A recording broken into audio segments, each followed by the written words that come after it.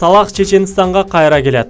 Чечен Республикасынын лидери Рамзан Кадыров Египет курама командасынын чабуулчусу Мухаммед Салахтын кайра Чеченстан тоолоруна келерин билдирди. Бул тууралуу чет элдик маалымат каражаттары жазып чыгышты. Рамзан Кадыров Салахты чакыргам. Ал Чеченстан тоолору абдан жаккандыгын жана сөзсүз келерин убада кылды. Бирок азыр футбол чемпионаты учурунда келүүгө болбойт деп айткан.